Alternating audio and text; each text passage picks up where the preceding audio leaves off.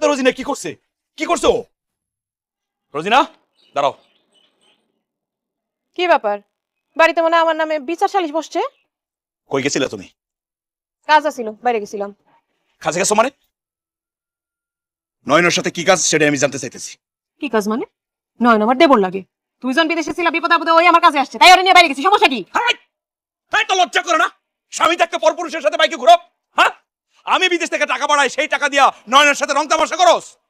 যদি মনে করো তাই, এখন কি করবা কও? দেখছো দেখছো আম্মা কি কয়?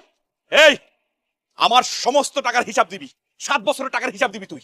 সব টাকা পাঠানোর পরে তো আব্বা আম্মারই দিয়ে দিছি, সব চাইলে তাকে কাছে যাও। কি কইলা বৌমা?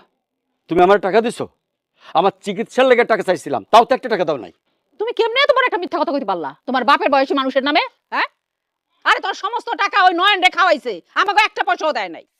আমার 7 বছরের টাকার হিসাব দিবি, কই জমি কিনছস, দলিল কই, সব হিসাব আমার দিবি। যদি হিসাব দিতে না পারোস, তোরে আমি তালাক দেবো কই। তালাক দিবা? দাও, তালাক দাও।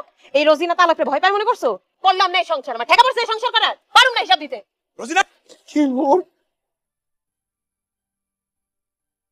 কত জেনে মন চায় যাবো, তোমার কি?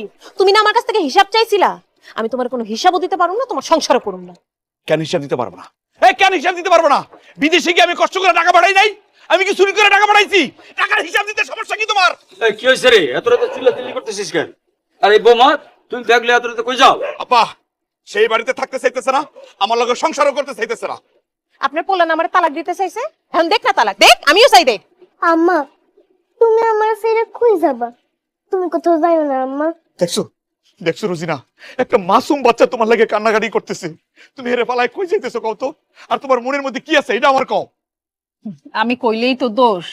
তুই যখন ছিলি না তখন তোর বউ ওই নয়নের লগে সম্পর্ক করছে। কই আর যাইবো? নয়নের কাছে যাইবো? মা, রোজিনা যে এমন কাজ করবো আমি কোনোদিন ভাবতে পারি নাই। ও তো কোনো হিসাব নিকাশ দিয়ে যাইতে চাইতেছে না। তাহলে বিদেশে যাওয়ার আগে যে আমি বেকার ছিলাম, আমি তো আবার বেকার হয়ে গেলাম। আম্মা, আমি পথে পয়সা যাবো। বৌমা, ওই টাকা পয়সা কই আছে না আছে এটা আমরা জানি না, কিন্তু এই মাসুম বাচ্চাটার মুখের দিকে তাকায় তুমি যাও না। এই সংসারটা ভেঙে চলে গেলে তুমি কোনো আনের সুখে থাকবে না। আমি আলামিনের সংসার করুম না, এটাই আমার শেষ কথা। আম্মা, রোজিনার কথা শুনে মনে হইতাছে কি কেউ তার লাগে অপেক্ষা করতেছে। এরকম বউ থাকার চেয়ে না থাকাই ভালো। আমিও দেখতে চাই ওর লাগে কে অপেক্ষা করতেছে, কে ওরে নিয়ে যাইবো। দেখতে চাও না? তুমি দেখতে চাও? রেখে যাইও না আম্মা, রেখে যাইও না আম্মা। নয়ন, চলো। রোজিনা, ওরে আল্লাহ রে, আমি কি পাপ করছিলাম? আমার এত বড় শাস্তি জ্ঞান দিতে